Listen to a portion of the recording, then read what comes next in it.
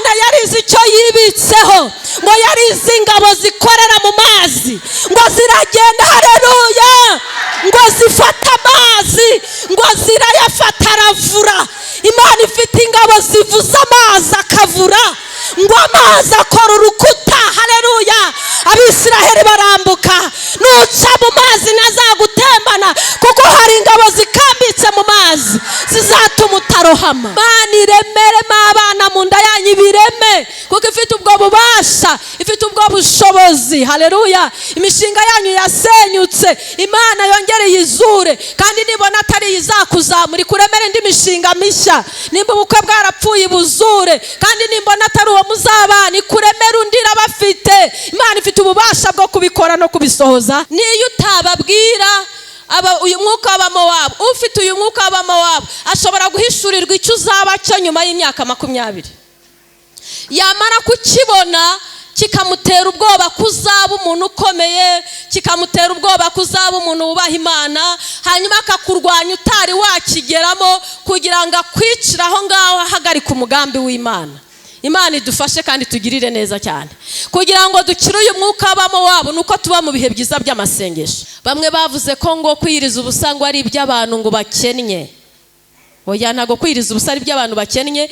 Mwumvishe ko hano Yehoshafati yategetse amasengesho ngo yo kwiriza ubusa, kandi yari umwami nyiri igihugu. Ndizera nta butunzi waba ufite bwaba buruta ubw'umwami nyiri igihugu, ariko yahagaritse ibyo kurya kandi ari umwami nyiri igihugu, afata amasengesho. Sinzi impamvu rero abantu basenga batiriza ubusa, akamara ukwezi, akamara abiri, akamara umwaka.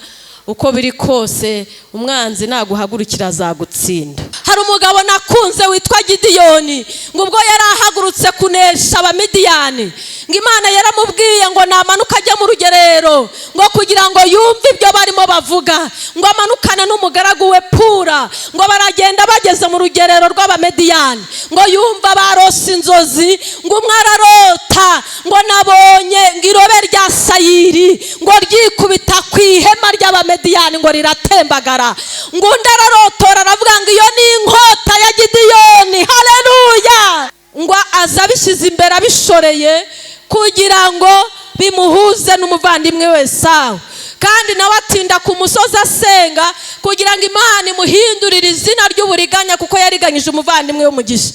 Uyu mwuka uracyakorera mu nzu y'Imana, birakwiriye ko usenga kugira ngo uyu mwuka utazagutangira. Kuki babasaba imbabazi ntimubababarire? Ntago muzabona Yesu, amaso yanyu muzamuririmba ariko ntimuzamubona. Usibye no kugusaba imbabazi, Bibiliya itwemerera kubabarira, ngo kuko data nawe yatubabariye ibyaha bikomeye. Kuki mutababarira? Amaso yanyu ntago azabona Yesu. Iravuganye namwe ngo yemwe bakristo bibwera mvura mwitinya, haleluya. Arongera arababwira ngo nimuhumure mwe gukuka umutima, ngo kuko urugamba atari urwanyu ngahubwo ari urw'Uwiteka, haleluya. Ibyiyita Imana ibiri hejuru ni Eliyoni, haleluya. Imana iri hejuru, iteraniro muvuga ngo Imana iri hejuru, Imana iri hejuru y'ibigirwamana, Imana iri hejuru, Imana iri hejuru. Muyikomera amashyi, Imana iri hejuru, Imana iri hejuru, Imana iri hejuru y'ibyiyita ibigirwamana, Imana iri hejuru y'ibinyabubasha byose biduhagurukira. Imana iri hejuru, Imana iri hejuru y'abagambanyi, Imana iri hejuru yabo. Izakuraho iyo migambi mibisha, umwana w'Imana atambuke, haleluya.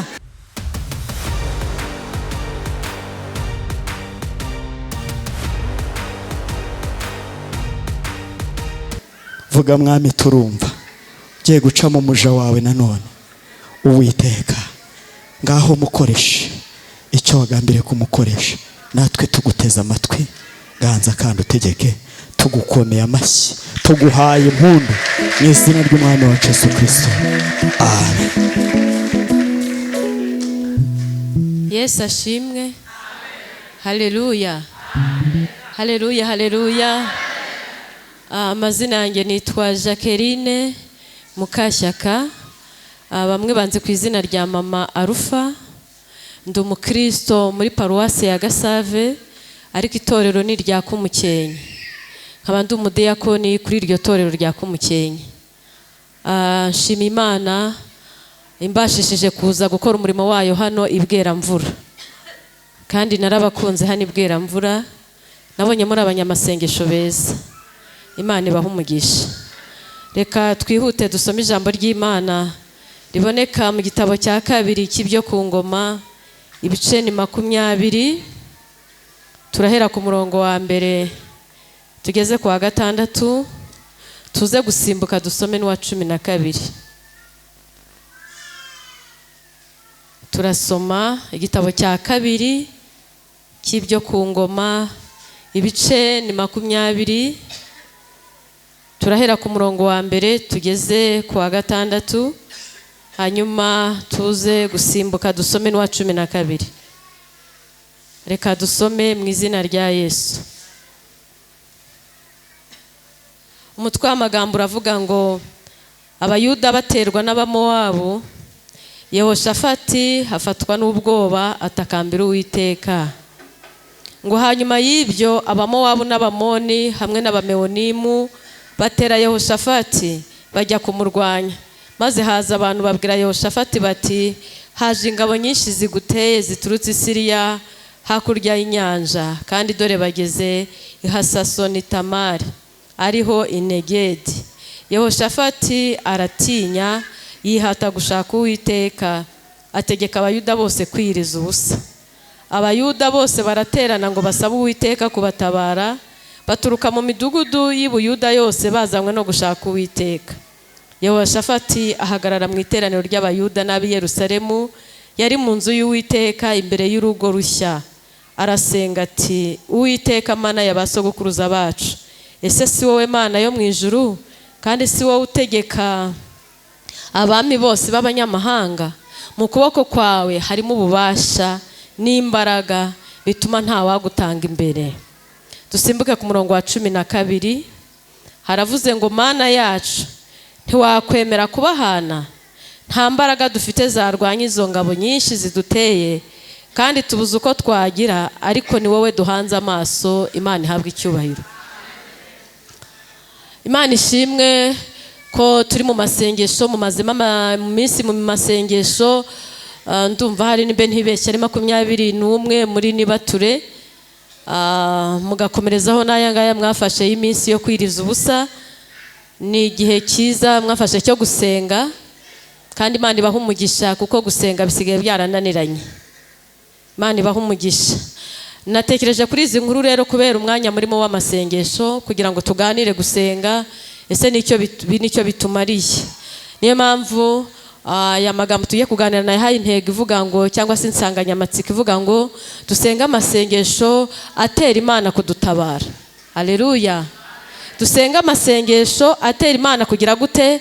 Kudutabara. Bishatse kuvuga ngo hari ayandi masengesho abantu basenga ariko atahagurutse Imana. Hari amasengesho abantu basenga ariko rwose Imana ikaba itava mu mwanya wayo ngo ize gukora ibyo bayisabye, kubera ko bumvise ko gusenga kwabo kutari kuzamuka ari umubavu imbere y'Imana. Twebwe rero muri aya masengesho Imana idufashe dusenge, ariko amasengesho azamuka ari umubavu ahumurira Imana kugeza ubwo itabyihanganira, ize kureba ikiri gutuma dutaka, ihere kwidutabare. Imana ihabwe icyubahiro. Haleluya. Hari abantu batagisenga pe. Abantu ngo barambiwe n'amasengesho. Ese kuki mwarambiwe no gusenga? Umuririmbyi yaravuze ngo azareka ibihe byo gusenga ari uko avuye mu isi. Hari abantu barekeye gusenga, ngo babisenze, ngo basenze igihe kinini cyane, ngo yengayo twasenze arahagije. Reka da, ntago ahagije. Tuzareka gusenga ari uko twavuye muri uyu mubiri. Hariho n'abavuga ngo igihe nasengeye ngo sinsubizwa. Ntago amasengesho tuyasenga ngo dusubizwe. Oya, ni amasengesho dufata nk'intwaro turwanisha, tukarwanya Satani akaduhunga. Nimbere rutaba mu masengesho, ubwo uri inshuti ya Satani. Mushobora kuba muganira, ashobora no kuba gukoresha, ariko iyo uba mu masengesho uyasenga neza, ngo mwene uwo muntu usenga ntago agombera kujya ku iriba rya Yakobo, ahubwo asengera mu kuri no mu mwuka. Ayo masengesho aragenda akajya imbere y'Imana. Haleluya. Abandi banze gusenga ngo kubera ko babikoze bikabatera indwara. Kuki mubikora nabi? murabikora ntimunywa amazi mugasenga yo kwiyica, nimusenge mwiyirije ubusa ariko amasengesho ashoboka. Burya ikintu utazakora ngo uhite urangiza ako kanya, ugenda ugikora gake gake ahubwo ukakigira ubuzima. Hari umuntu ushaka gusenga amasengesho ngo y'iminsi 21, sinzi nimba bayiyiriza, hari igihe aba ari ibiterane gusa ariko atiyiriza. Ariko amasengesho yo kwiyiriza ubusa ujye ufata make y'umubiri wawe ushoboye, sibyo? Kuko ni igihe uzabikora igihe kinini cyane, aho kugira ngo uzabikora ugeze igihe ubihagarike. Icyo gihe wabihagaritse Satani azakurwanya. Bikore gake gake, nimba ari ay'umunsi umwe ushoboye, nimba ari ay'ibiri ugende wigira imbere y'itatu. Nimba ufite ikibazo usenge, unywa amazi aba akenewe mu mubiri. Amasengesho abuze amazi, ndumva nta masengesho yaba ariho abuze amazi, kuko ushobora kugira ubundi burwayi. Ushobora nimba ufite ikibazo cy'uburwayi wiyareka, ahubwo yasenga nk'umuntu urwaye, ugira akantu runaka wafata gatoya wenda ko kunywa bitewe n'imbaraga ufite, kaza n'isukari bitewe, kereka hari gahunda muganga yaba yarakubwiye akakubwira kugira ibyo uhagarika. Ariko nimudasenga Satani rwose azabarwanya kandi azabatsinda. Ariko iyo twaje gusenga, amasengesho ni nka bombe, haleluya, agenda aritura asenya imigambi y'abadayimoni. Ariko abantu ntibakiyiriza ubusa. Bamwe bavuze ko ngo kwiyiriza ubusa ngo ari iby'abantu ngo bakennye. Oya, ntago kwiyiriza ubusa ari iby'abantu bakennye. Mwumvishe ko hano Yehoshafati yategetse amasengesho ngo yo kwiyiriza ubusa, kandi yari umwami nyiri igihugu. Ndizera nta butunzi waba ufite bwaba buruta ubw'umwami nyiri igihugu, ariko yahagaritse ibyo kurya kandi ari umwami nyiri igihugu, afata amasengesho. Sinzi impamvu rero abantu basenga batiyiriza ubusa, akamara ukwezi, akamara abiri, akamara umwaka, uko biri kose umwanzi naguhagurukira azagutsinda. Imana iduhe ibihe byiza byo gusenga, haleluya. Kandi itorero rwose ubuzima bwaryo kugira ngo bukomeze bube mu buzima bwiza, nuko rifata igihe cyo gusenga ryiyirije ubusa. Haba bavuga butumwa ngo bavuga ubutumwa badasenze, akumva ngo reka ngo nge sinabura icyo mvuga. Nubwo wakibona, ariko ibyo tuvuga bibagirira umumaro, kuko haba hari izindi mbaraga z'Imana zibiherekeza, sibyo yemwe?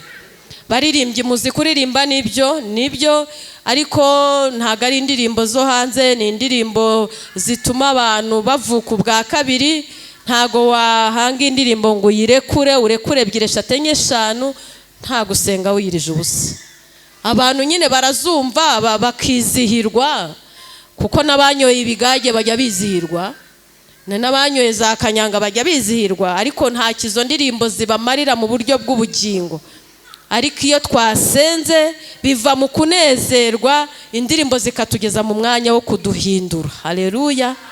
Dusenga gutya ntaba ari ukwishima ngo tubyine gusa, dusome ijambo ry'Imana nk'amakuru twumva, ahubwo ijambo ry'Imana rikatubera imbaraga nk'uko riduhindura. Imana ihabwe icyubahiro. Imana itwongere ibihe byiza byo gusenga, haleluya. Hanyuma Yehoshafati bari kutubwira ko yafashe igihe cyo gusenga, ngo ariko yari abitewe n'igitero cyamuhagurukiye. Hariho n'abantu barindira gusenga ari uko urugamba rwakomeye.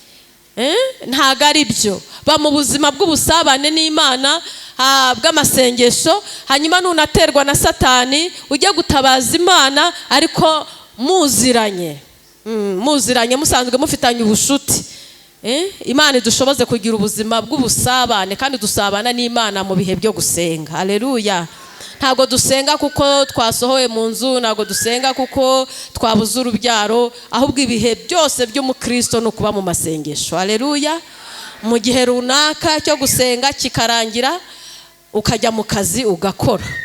Mu bihe by'amasengesho bihwanye n'imbaraga zawe, ntago umuntu utwite azasenga nkanjye udatwite, ariko tukaba twese mu bihe byiza byo kugira gute, byo gusenga, haleluya.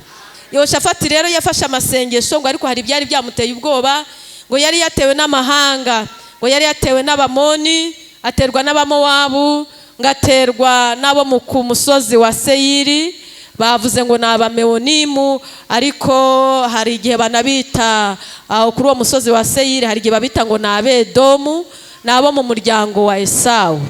Esawu wa wundi uva indi imwe na Yakobo. Imana idufashe. Hanyuma ibi bitero cyangwa izi ngabo zamuteye ubwoba ngo yumva inkuru imubwiye ko bahagurukiye rimwe kumurwanya, hanyuma afatwa n'ubwoba ajya gusenga. Twebwe turi kumva aya magambo kandi turi kuyahishurirwa mu buryo bw'umwuka. Nimbe natwe dushobora gusenga kuko hari urugamba dufite, ntago ari ingabo waba ubona zikambitse zifite imbunda n'imyambi, hoya. Ahubwo ni urugamba rw'umwuka, kuba ufite intambara watewe kandi bisaba kuzi uyirwanira hehe mu mwuka. Mu rwandiko rw'Abakorine ho haravuga ngo nubwo tugenda tumeze nk'abantu, ngo ariko intwaro zacu ntago ari nk'iz'abantu. Haleluya. Intwaro zacu zifata mpiri, haleluya, zigakubita hasi ibintu byose bije kurwanya Imana. Haleluya, haleluya. Ntago turwanisha amagambo, ntago turwanisha kuregana, nubwo hariho ibibazo bivuka bigasaba kujya muri leta, ariko intambara yacu yo mu mwuka, iyo urwaye, iyo ukennye, iyo ufite, tujya mu ntambara turwanisha amasengesho. Amasengesho agira inzira ca, inzira ikaboneka. Amasengesho ajya yeyura ikirere cy'umwijima cyabuditse utabona inzira, umwijima ugakurwaho ukabona umucyo. Amasengesho, haleluya, ajya atuma wumva ikirere cy'umwuka gitunganye, wumva Imana itari kure yawe, ahubwo wumva iri bugufi bwawe. Imana ishimwe. Imana itwongere ibihe by'amasengesho. Ngo ndetse n'umwana muto uzi gusenga Imana ntabwo azagira ubwoba, azafashwa no gusenga. Niyo waba waje uyu munsi akaba ari bwo ubyumvishe, humura nubwo uri umwana mu buryo bw'umwuka, isengesho usenga Imana irakumva, ntirobanura ku butoni. Ahubwo mu mahanga yose uyubaha agakora ibyo gukiranuka, Imana igira ite? Iramwemera. Haleluya. Twebwe rero izo ntambara turwana mu buryo bw'umwuka tugiye kuzishushanya muri aya mahanga atatu yateye Yehoshafati. Turebe uburyo aya mahanga natwe ajya dutera, ariko tukarwanira mu buryo bw'umwuka. Ngo yatewe n'Abamoni. Aba Bamoni bavuka kwa Loti. Igihe Loti yari atuye i Sodomu, kubera ibyaha byahakorerwaga, hanyuma Imana imenya ibyo byaha byabo, hanyuma ijya kurimbura i Sodomu. Ariko kuko Imana yari inshuti ya Aburahamu, ijya gukiza Loti kugira ngo irinde umubabaro Aburahamu. Ijya guhungisha Loti. Ihungishije Loti rero, aho yahungiye, aho Uwiteka yamubwiye kujya siho yagiye, ngo ahubwo yasabye ko ngo yajya ku musozi waho ngaho hafi. Imana idufashe. Ni byiza iyo Imana ishaka kuhunga Satani, ntago ugomba kuba hagati na hagati. Dufite abakristo baba hagati na hagati, aribo mwene data yahoze avuga. Mu ruhande rumwe bakabizera Imana, agakorera Imana, ariko hagera akamukoma gatoya akajya kugira n'izindi ntwara akoresha ziturutse kwa Satani, wenda nk'izo yavuze zo kuraguza. Rero ntago tugomba kuba hagati na hagati, ahubwo tugomba kugera ku musozi Imana yashatse ko tugeraho wo kwizera Yesu. Imana ishimwe. Loti ageze kuri uwo musozi ngo abakobwa be ngo bararebye babona nta bandi bagabo bari aho ngaho, hanyuma ngo bigira inama yo gusindisha se, bamuha inzoga kugira ngo baryamane na se babone uko bororoka. Navuga ngo igitekerezo bari bagize cyo kuntu Imana yabaha abagabo cyari cyo, ariko uburyo bashatsemo ukuntu bakororoka babishatse mu buryo butari bwo. Iyo basenga Imana yari kubashakira igisubizo. Kandi dufite n'abandi muri twebwe bajya bagira uwo mwuka, kumva arashaka gushaka, akaba yagira ibintu akora bisindisha umusore runaka cyangwa umugabo runaka kugira ngo wenda amushake atari yabiramutse, atari yabigambiriye, kubera imitego yateze uwo mugabo. Rero uwo mwuka natwe ujya uturwanya. Birakwiye ko tuba muri aya masengesho, ariko ntiwemerere uwo mwuka ugutera. Nimba ukeneye gushaka, senga Imana. Kandi mu masengesho umuntu abasha kuhabwa igisubizo kivuga ngo yego ndamuguhaye, abasha no kubona igisubizo kimubwira ngo hoya ntawe uhari, ntago nzamuguha. Habamo n'igisubizo kivuga ngo tegereza. Muri ibyo bitatu byose ntago waburamo kimwe Imana iguhaye, kandi ibisubizo Imana iguhaye byose urabyakira. Haleluya. Hanyuma ngo aba bakobwa, umukuru ngo umukuru yasindishije se, amaze gusindisha se ngo babyarana umwana, hanyuma bamwita Mowabu, aba ari we ubasekuru w'Abamowabu. ngo umukobwa mutoya nawe ngo asindisha se, nawe bararyamana ngo babyarana umwana witwa Benami, ngo ari we sekuru w'Abamoni. Imana idufashe kandi tugirire neza. Nukuvuga ngo urwo rubyaro rukomotse mu gisekuru ariko gikoresheje ibyaha. Habayeho ubusambanyi, habayeho gukoresha ubusinzi. Nukuvuga ngo uwo mwuka natwe ujya ukurikirana bamwe nubwo tuje mu nzu y'Imana, ariko ugasanga uvuka mu muryango ubamo ibyaha by'ubusinzi, uvuka mu muryango ubamo ibyaha by'ubusambanyi. Iyo utabaye maso iririra rirakura rikaba muri wowe, ukaririmba urigira, ugasenga urigira, ukabwiriza urigira. Nimba turi mu masengesho rero twinginga Imana irimbura uwo mwuka w'ubusambanyi urimo ugendagenda mu bantu b'Imana, kugira ngo babashe gusenga amasengesho anezeza Imana. Hanyuma aba Bamoni, ikindi kintu kibaranga, iyo usomye mu gitabo cya mbere cya Samweli ibice 11 umurongo wa mbere, havuga uburyo Abamoni umutware wabo ngo Nahashi, ngo hari Abayisiraheli mu gihe bambukaga bava mu Egiputa bajya i Kanani, ngo bageze mu kibaya cyo hakuno ya Yorodani babona ngo kiranese, ngo kubera ko bari bafite amatungo bifuza kuhatura, ngo ntibakomeza ngo bagere i Kanani. Cyakoze bafashije Mose kurwana, ariko bo basaba Mose ko bazagaruka bagatura muri icyo gihugu. Imana idufashe. Icyo gihugu rero ngo ni igihugu cy'i Galeyadi. Aho hantu rero bari batuye, ngo igihe cyageze baza gushaka ubuhake n'umwami uhayobora ari we Nahashi, kugira ngo baturane babane amahoro.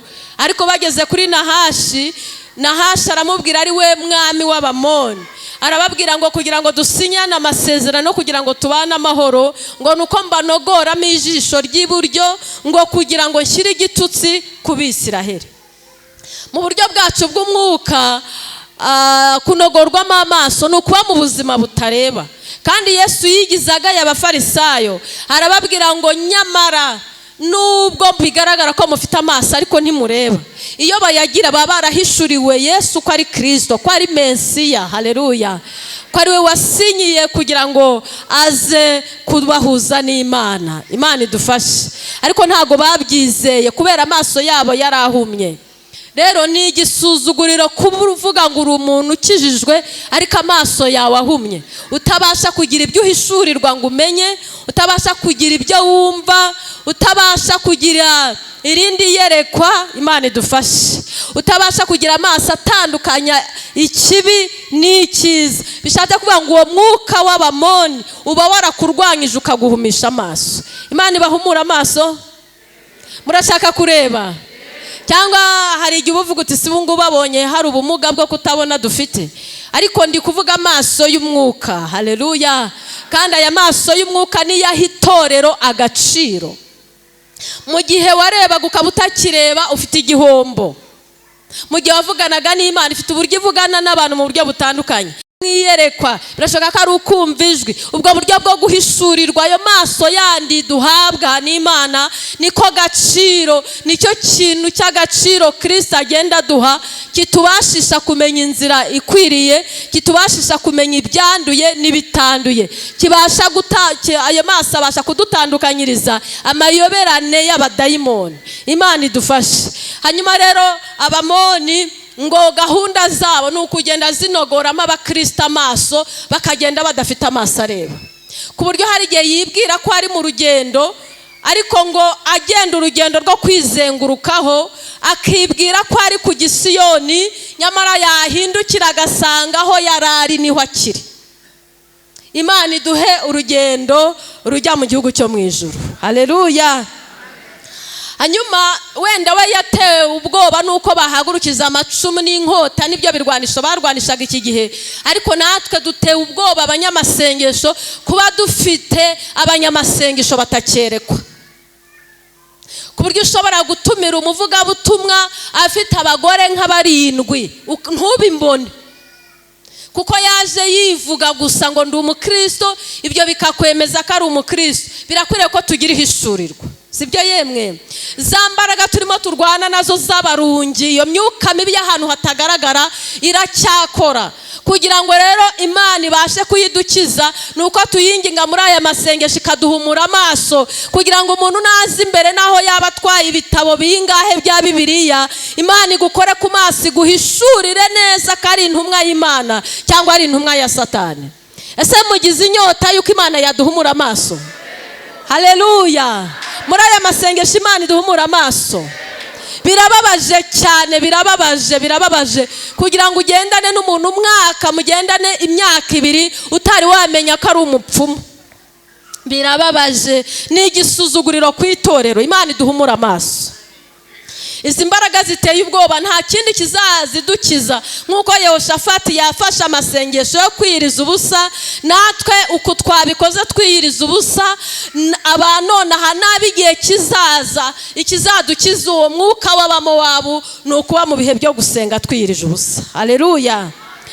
Uwundi mwuka wamuteye ngo ni uw'Abamowabu, kandi nawe wamuteye ubwoba cyane. Uyu mwuka w'Abamowabu nawe mwumvise kuvuka kwa Loti, ngo ariko ku mukobwa mukuru nawe wasindishije se Loti, barangiza bakaryamana akabyara umwana Mowabu, akaba ari we sekuru w'Abamowabu. Aba Bamowabu ikintu kibaranga, Imana idufashe, Imana itugirire neza. Umwami w'Abamowabu ngo ni Baraki. Baraki ngo niwe ngo witegeye Abisiraheli bava mu gihugu cya Egiputa, ngo baza barwanya amahanga, barwanya, ngo agira ihishurirwa, amenya amateka y'ukuntu bagiye barwanya abanzi mu nzira, ngo afatwa n'ubwoba, aravuga ngo Abisiraheli nibagera mu gihugu cyanjye ngo bazagikunuza nk'uko inka zikunuza ubwatsi. Hanyuma ngo arangije ngo ajya gushaka Baramu, ngo kuko yari afite umwuka wo kuvuma bikemera n'umwuka wo gutanga umugisha bikemera. Hanyuma ngo ajya gushaka Baramu kugira ngo amuvumire ubwoko bwa Isiraheli, kuko yabonaga ariyo ntwaro yabutsinda, ngo kuko intwaro yo gukoresha inkota yari yumvishe ko babizi cyane, intwaro yo gukoresha amacumu yari yabyumvisha buri ntwaro yabarwanisha, ngo yitabaza umwuka wo kuvumana. Bishatse kuvuga ngo uyu mwuka w'Abamowabu bagira ibintu bahishurirwa muzaba byo. Niyo utababwira uyu mwuka w'Abamowabu, ufite uyu mwuka w'Abamowabu ashobora guhishurirwa icyo uzaba cyo nyuma y'imyaka 20. Yamara kukibona kikamutera ubwoba kuzaba umuntu ukomeye, kikamutera ubwoba kuzaba umuntu wubaha Imana, hanyuma akakurwanya utari wakigeramo kugira ngo akwicire aho ngaho ahagarika umugambi w'Imana. Imana idufashe kandi tugirire neza cyane. Kugira ngo dukire uyu mwuka w'Abamowabu nuko tuba mu bihe byiza by'amasengesho. Ngo bafite ukuntu bavumana, ni ya strategy mwene data papa wacu avuze yo kuroga. Bafite ukuntu bajya kurogesha abantu uyu mwuka w'Abamowabu. Urumva Baraki ntiyari abishoboye, ariko yari azi kujya gushaka ubishoboye, ngo agira no mu rwego amuha n'ibiguzi kugira ngo avuge mu bwoko bw'Imana. Mwari muzi ko mudasenze hashobora kuba hari abantu bakorerwamo uyu mwuka, bashobora kubatangaho ibiguzi ngo babasarishe, bashobora kubatangaho ibiguzi kugira ngo mutazabyara, kandi rwose umuvumo ukabafata. Ariko twaje mu masengesho kwiteza urukingo. Haleluya! Twaje kugira ngo amaraso ya Yesu atubeho. Hari ijambo ryiza cyane ngo Baramu agiye kuvuma ubwoko bwa Isiraheli, mu kubara ibice 23, ndumva ari umurongo wa 20, mu kubara ibice 23 ku murongo wa 20, ngo Baramu yaragiye yubaka ibicaniro, ngo atamba ibitambo, ngo agera no mu rwego ngo ajya ahantu harehare ngo hitegeye Abisiraheli, ngo kugira ngo abavume neza. Ariko ngo ahageze Imana ihindura mu kanwa ke ibyari umuvumo bihindura umugisha. Aho kwatura amagambo mabi yo kubagirira nabi, ngo baturaho amagambo meza. Haleluya, haleluya. Aravuga ngo Imana yabo ntabwo ibeshya. Haleluya. Arangije aravuga ngo Imana yabo yantegetse kubahesha umugisha, ngo kandi umugisha sinshobora kuwukura, kuko yantegetse kuwutanga ifite amaboko. Turashimira Imana ko hari abantu bitegera aho dutuye, hari abantu bitegera aho dukorera, hari abantu bitegera bakatwegera, bakimura ngo imivumo itugereho byoroheje, ariko bagasanga amaraso ya Yesu Kristo, haleluya, akajya hagati yacu, nabo imivumo yabo ntitugereho, bakatubwira ngo tuzangare tukaba abakozi b'Imana. Haleluya, haleluya, haleluya. Bakaturoga ibirozi byatuma dusara, aho kugira ngo dusare tukagira ihishurirwa, haleluya, ryo kubona umwana w'intama yicaye ku ntebe. Haleluya.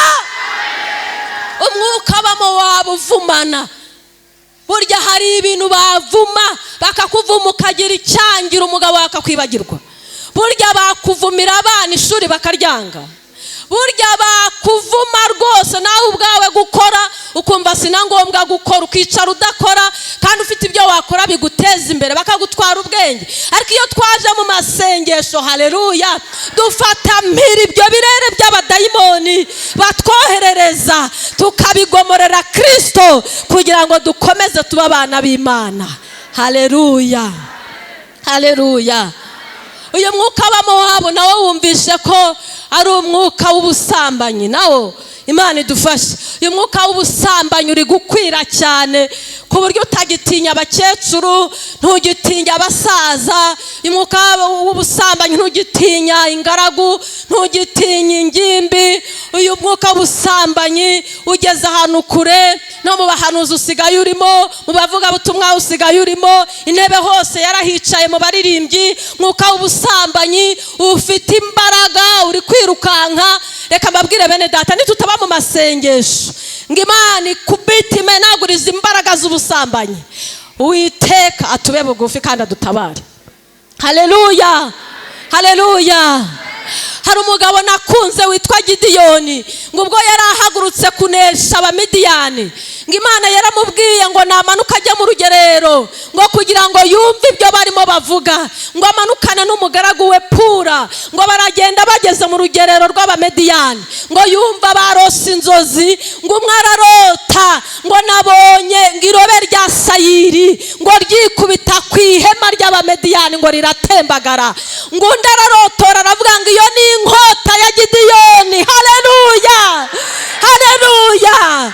Najya mbabwira ngo hari uduhema dukambitse mu madini n'amatorero, uduhema tw'ubusambanyi, uduhema tw'intambara, tw'ubusinzi, urwangano rukabije. Ariko irobe rya sayiri ni Kristo, niwe mutsima, niwe mutsima wamanutse uvuye mu ijuru, niwe manu yahishwe.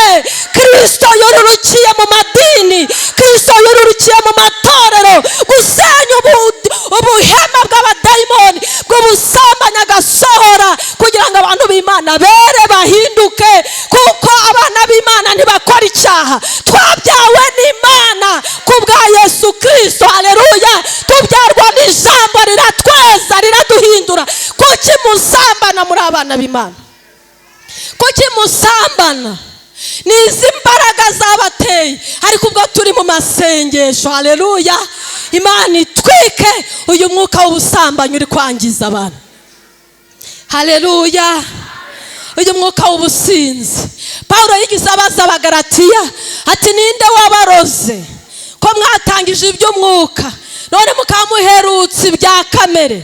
Kuki mwasubiye mu byaha bya kamere? Ko mwasubiye mu busambanyi? Ko mwasubiye mu nzangano? Mwabaye intababarira, muri abanyeshyari, muri abagambanyi. Ko mwari mwarahindutse mukabyarwa ubwa kabiri n'ijambo rikabeza? Kuki mwasubiye muri kamere?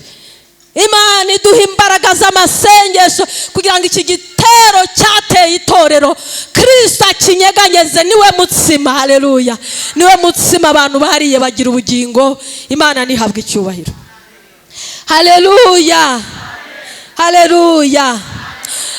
Izindi mbaraga zari zateye Yehoshafati kandi natwe mu gihe cyacu zikaba ziduhagurukira, ngo nabaje baturutse ku musozi wa Seyiri. Kandi twumvise ko ari ku musozi watuweho na Esawu.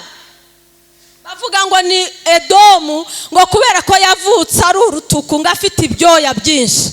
Imana idufashe, Imana itugirire neza. Uyu Esawu ni wa wundi wariganyijwe umugisha, ariko ngo kubera ko n'ubundi yari yawutanze, ngo mu gihe yari ashonje umugabane we yawuguranye udushyimbo dutukura, awuha Yakobo, hanyuma arya udushyimbo dutukura. Imana idufashe. Igihe cyageze cyo gusaba umugisha ntiyawubona, asanga umugisha wose warangiye. Hanyuma ngarwara inzigo Yakobo ubwo yahungiraga kwa Labani, igihe cyageze Imana iramubwira ngo nagaruke iwabo. Agarutse, icyaha cy'uko yariganyije mukuru w'umugisha, yaje amusaba imbabazi ngo amutura n'amaturo, ngo azabishyize imbere abishoreye kugira ngo bimuhuze n'umuvandimwe we Esawu.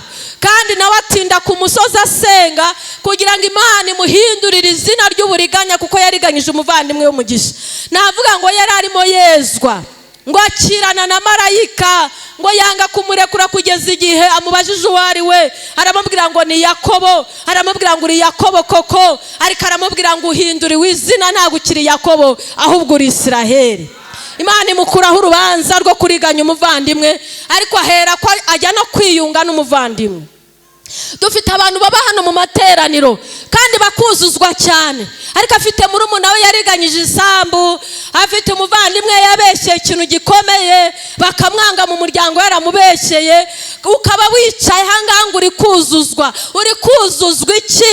Hari umuntu wageretseho idosiye mbi, hari umuntu washyizeho urubwa rukomeye, hari umuntu wateje icyangiro. Imana idufashe. Uyu mwuka rero birakwiye ko mu masengesho dusenga ukarimbuka, mukagira imitima yejejwe rwose. Haleluya. Muririmbyi wa 33 mu gushimisha yaravuze ngo mpindure ikibindi unyoze untunganye. Haleluya. Ngo hanyuma unyuzuze amazi y'ubugingo kugira ngo mbashe kunywa shira inyota, ngo ariko nanayagemurire mu mitima isaraye.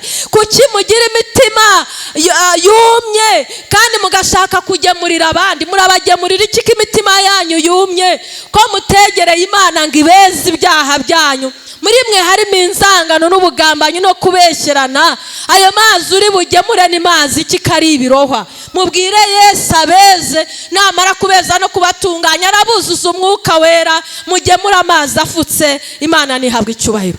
Mugende musaba abavandimwe banyu imbabazi abo mwahemukiye, mugende musaba imbabazi abana banyu mwahemukiye, mugende musaba imbabazi ibyo mwangije, niho Imana izabuzuza amazi akwiriye. Imana nihabwe icyubahiro. Ababa ku musozi wa Seyiri, ikindi kintu kibaranga, iyo usomye mu kubara ibice 20 ku murongo wa 14, havugwa inkuru za Mose ngo ava mu Egiputa aza ayoboye ubwoko bwa Isiraheli. Ngo bwari bunaniwe, bwarimo abakecuru, bwari burimo abasaza, bwari muri bagore babyaye vuba, bwari ubwo bwoko bwari burimo abagore batwite, bwari burimo abana bafite imizigo, bagendana n'amatungo, mbega intambwe yari ngufi cyane. Hanyuma ngo barebye kuri uwo musozi wa Seyiri, ngo babona hari inzira irasukira neza i Kanani bakagerayo vuba. Mose nk'umuntu uturuka mu rubyaro rwa Yakobo, kandi yumva nyine Esawu ni umuvandimwe wo mu nkomoko ye, aravuga ngo reka njye kumwinginga musabe inzira ya hafi, kuko aba bakecuru bazagwa nzira cyangwa se tukazagerayo dutinze. Nk'umuvandimwe reka njye kumusaba ntizi nzira nyura mu gihugu cyengere i Kanani aho Imana ishaka vuba. Ngo ageze kwa Esawu yamutekerereje umubabaro bagiriye mu Egiputa, bwa buretwa bwose arabumubwira. Amubwira ukuntu Imana yabakuje amaboko akomeye, ababwira ukuntu bari mu rugendo kandi bategetswe kugera i Kanani. Aramubwira ati muvandimwe, ntizi nzira tunyuremo ntabwo tuzaca iburyo cyangwa ibumoso, amazi tuzaha amatungo yacu rwose turayafite, tuzambuka n'inzira gusa tugusaba. Ariko uyu muvandimwe Esawu kumugirira imbabazi, ngo aramubwira ngo nakandagizamo ikirenge ngo aramusanganiza inkota. Ibaze kuba umuntu ari umuvandimwe wawe ariko akaguhagarika ngo utagera mu gisubizo vuba.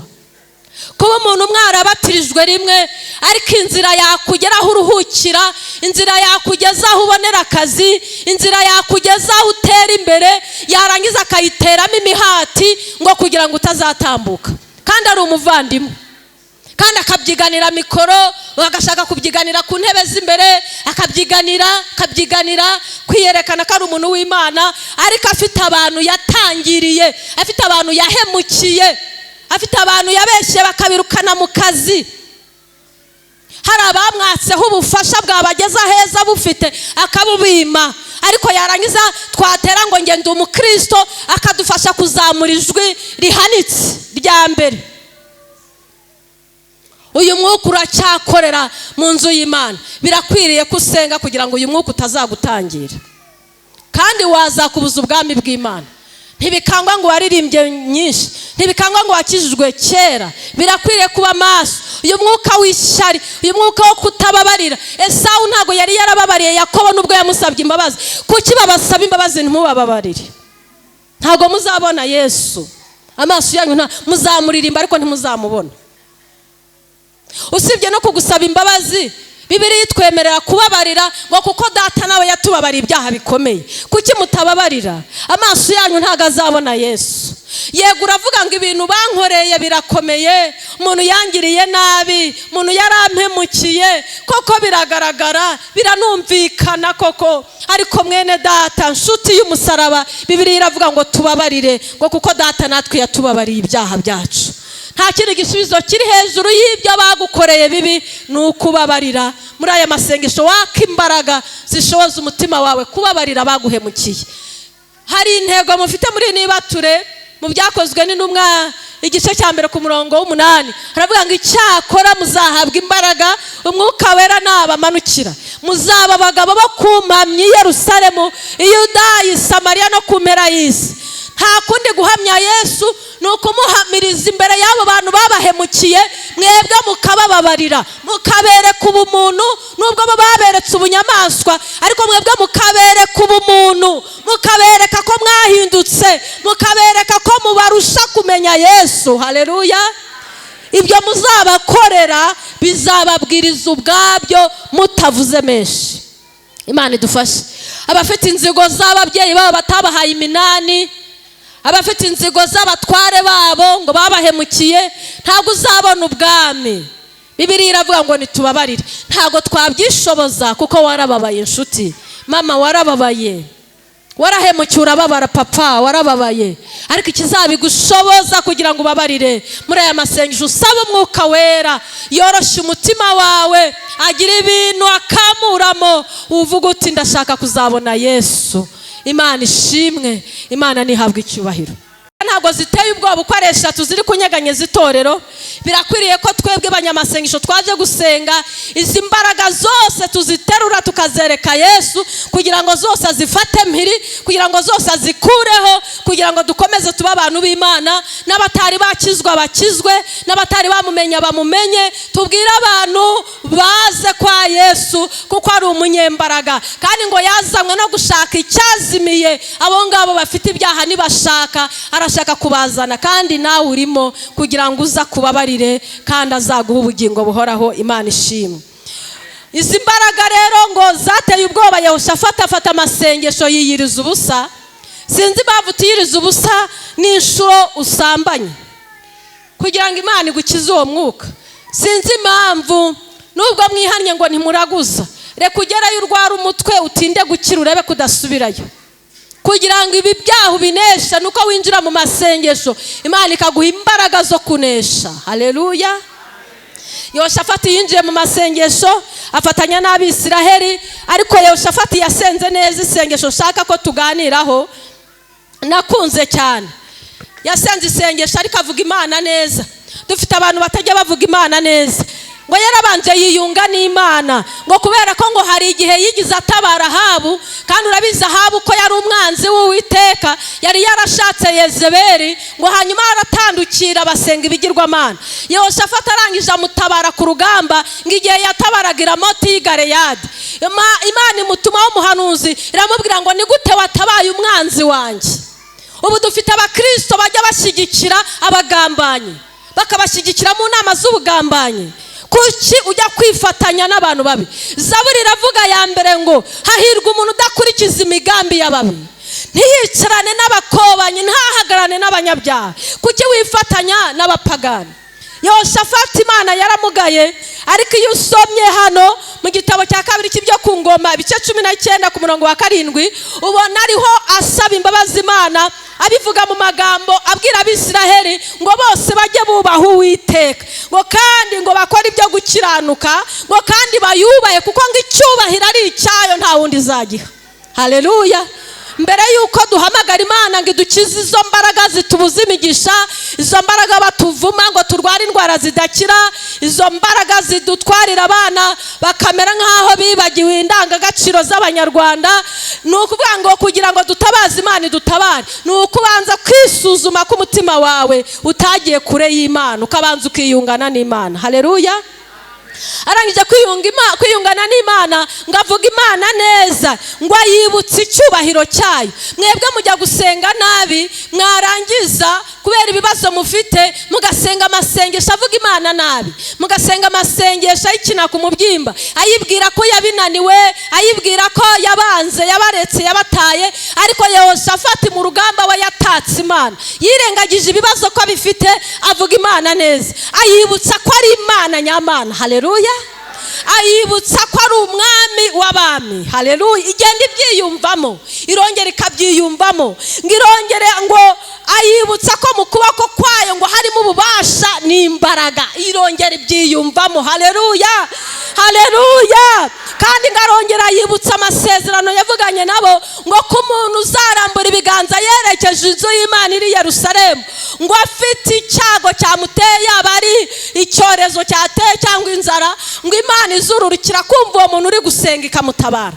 Ngo Imana ihera ko irabyumva, ituma umuhanuzi ngo aragenda abwira Yesaya, umuhanuzi Yesaya aragenda ahanurira uyu mwami Yehoshafati, ngo aramuhanura, aramubwira ngo mvuko Uwiteka avuze. Haleluya. Aramubwira ngo mwitinya. Impamvu yavuze mu bwinshi nuko Yehoshafati ntago yari ari gusenga wenyine, yari ari gusengana n'abaturage ayoboye. Avugira mu iteraniro, aravuga ati mwami Yehoshafati, mwami w'Abayuda, namwe bwoko bw'Imana, Uwiteka aravuze ngo mwitinya. Wumvishe ubuhanuzi bwiza Imana ibabwiye? Iravuganye namwe ngo yemwe bakristo bibwera mvura mwitinya. Haleluya. Arongera arababwira ngo nimuhumure mwe gukuka umutima, ngo kuko uru rugamba atari urwanyu ngo ahubwo ari urw'Uwiteka. Haleluya. Arongera arababwira ngo mwitinya, ngo kuko muri uru rugamba ntago ari mwebwe muzarwana, ngo ahubwo Uwiteka aje kubarwanirira.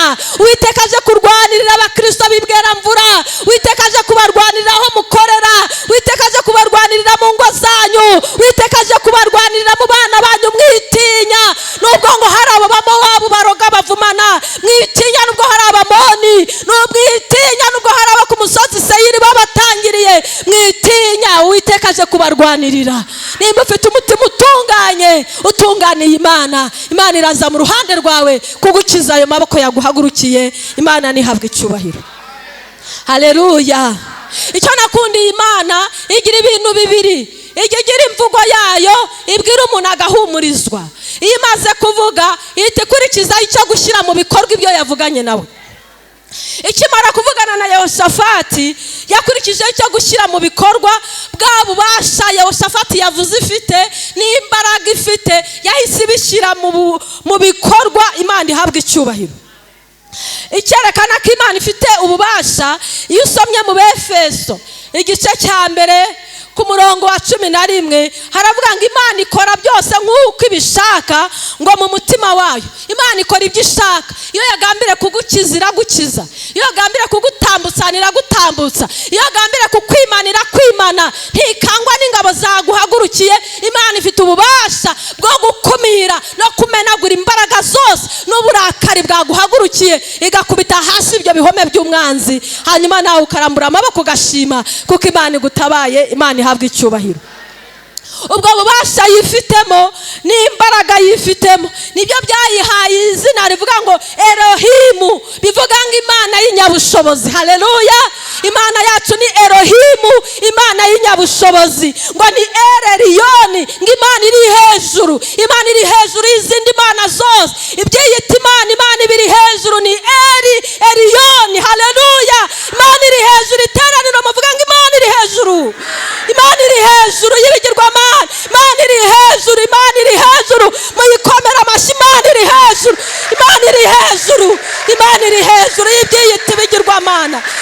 Imana iri hejuru y'ibinyabubasha byose biduhagurukira. Imana iri hejuru. Imana iri hejuru y'abavuma. Imana iri hejuru y'abacuraguzi. Imana iri hejuru y'abagambanyi. Imana iri hejuru yabo. Izakuraho iyo migambi mibisha. Umwana w'Imana atambuke. Haleluya. Imana ihabwa icyubahiro. Imana ihabwa icyubahiro.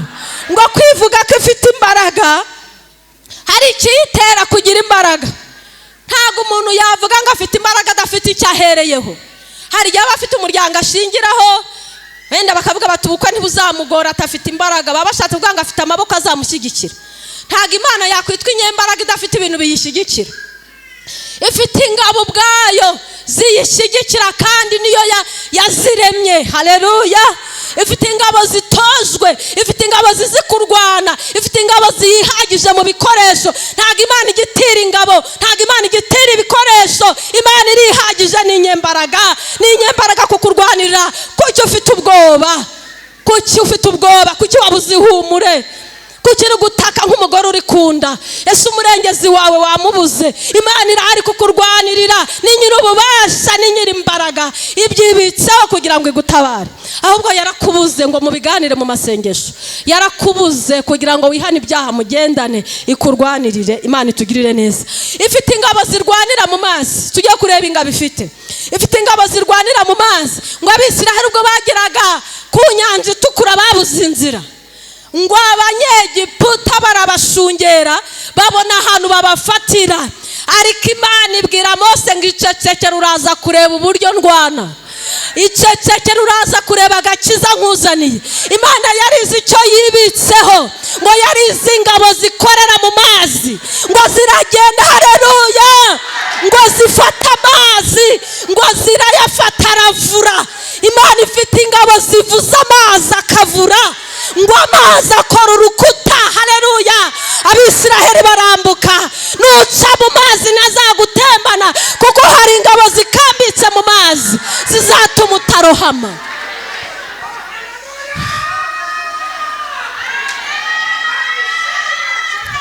Hari abantu bagira ubwoba ngo batuzirikiye mu mazi aha, ngo batuzingiye aha mu nyanja. Imana ifite ingabo zizi kwibira mu mazi. Haleluya. Zigakuramo umuntu bazingiyemo, Imana ikamuha urubyaro. Haleluya. Imana ifite ingabo zirwanira mu kirere. Imana irazifite.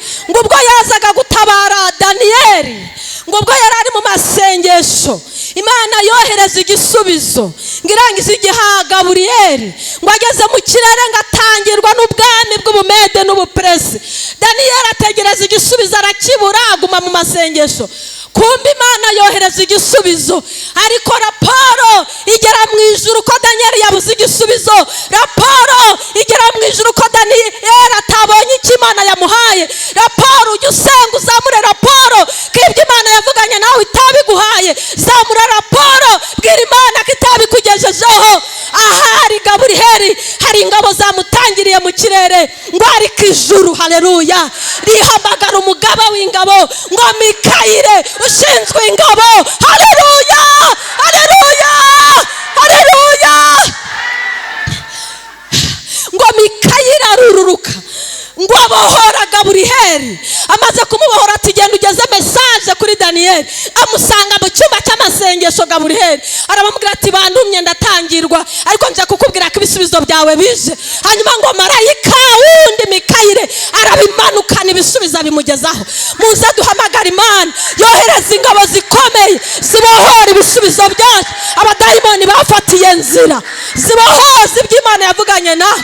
Urubyaro rwawe abadayimoni bafashe, hari Mikayire ushinzwe ikirere, arabohora, aramenagura imbaraga z'umwijima. Icyo Imana yavuganye nawe kikugereho. Haleluya. Haleluya. Imana ifite ingabo zirwanira mu kirere. Muri Daniyeli ibice 10 ku murongo wa 13 urabihasanga. Imana ifite imbaraga, ifite igisirikare gikorera ikuzimu. Haleluya. Imana ifite igisirikare gikorera ikuzimu. Iyo usomye muri Matayo 16 umurongo wa 18 haravuga ngo itorero ryubatse ku rutare, ngo naho amarembo y'ikuzimu yazikuka akazikuka ntago azanyeganyeza itorero. Itorero rirashinganye rya Kristo,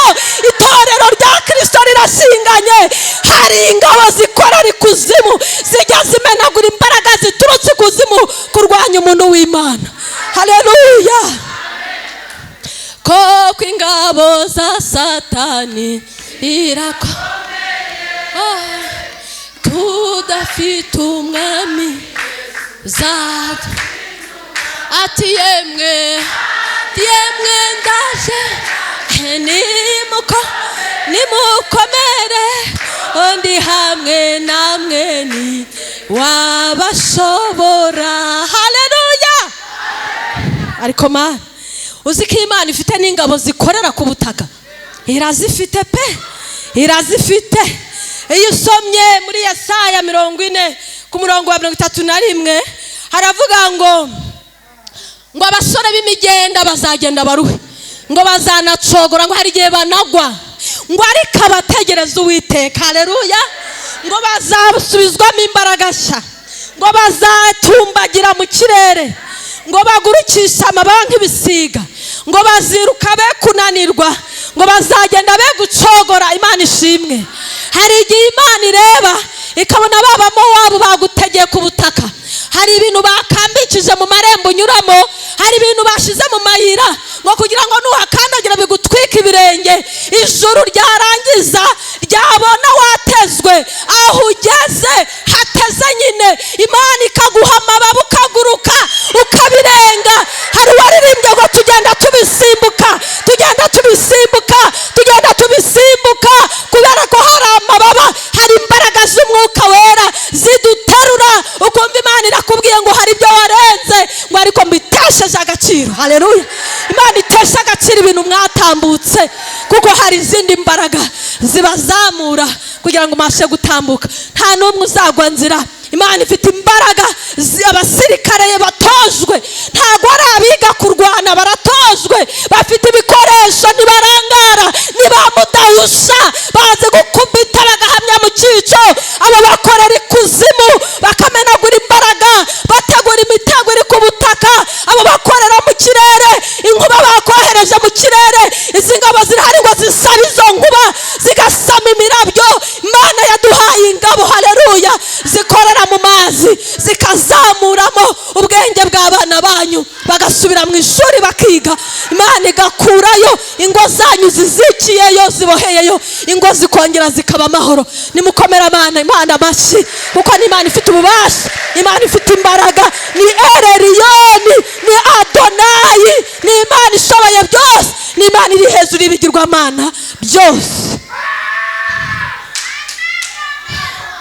Ahubwo ikibazo Imana ifitanye namwe nuko muyisenga mwangana, nuko muhamagara ngo ibarwane, ngo yohereze izo ngabo, mwangana, mufite ishyari, muri abasambanyi, mwavuye mu marogi, mukaza ngo Imana ibakize, tugahurira mu masengesho.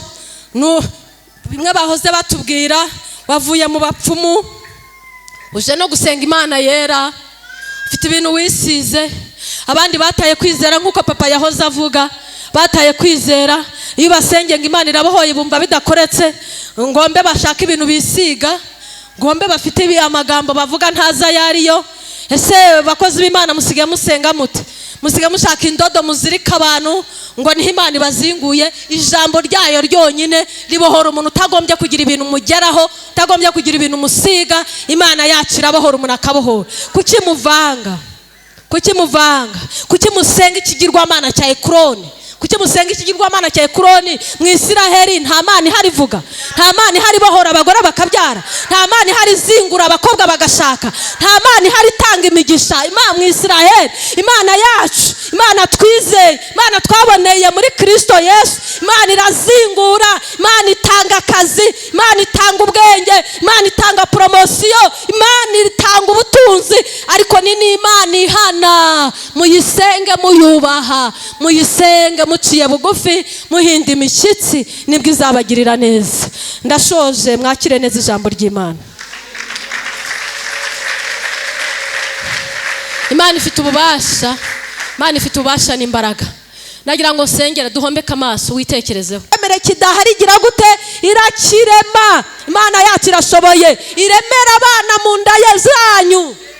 nubwo mugaragara nk'abatazabyara, Imana iremeremo abana mu nda yanyu, ibireme, kuko ifite ubwo bubasha, ifite ubwo bushobozi. Haleluya. Imishinga yanyu yasenyutse, Imana yongere yizure, kandi nibona atari izakuzamura ikuremere indi mishinga mishya. Nimba ubukwe bwarapfuye buzure, kandi nimbona atari uwo muzabana ikuremere undi irabafite.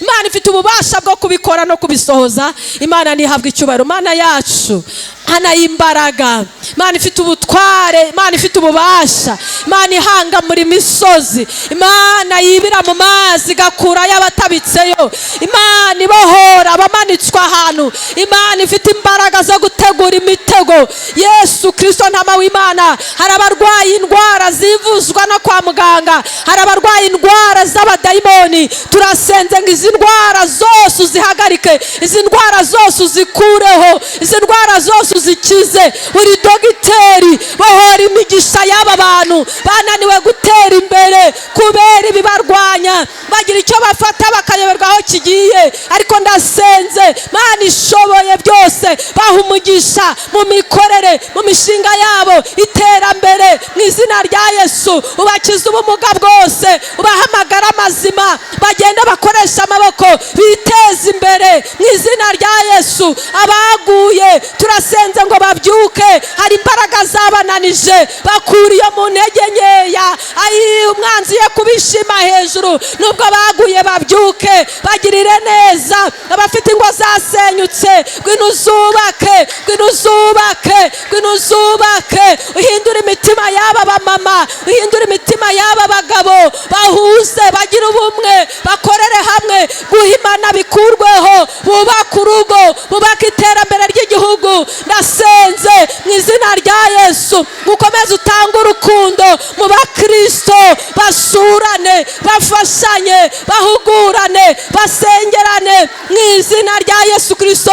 Rwanya imbaraga mbi, rwanya imbaraga mbi zabahagurukiye, zabanesheje, ariko hari Imana yabihindura. Urakoze Yesu, tugukomeye amashyi, tukuvugirije impundu. Kari we nyiri icyubahiro, kari we mwami w'abami, kari we nyiri ububasha. Ko muri we harimo imbaraga zizura, ko muri we hari imbaraga zibohora, ko harimo imbaraga zirema ibisubizo bikagera ku muntu wawe waje imbere yawe mu masengesho. Urakoze kuko Imana yumva gusenga, mu izina ryawe Yesu.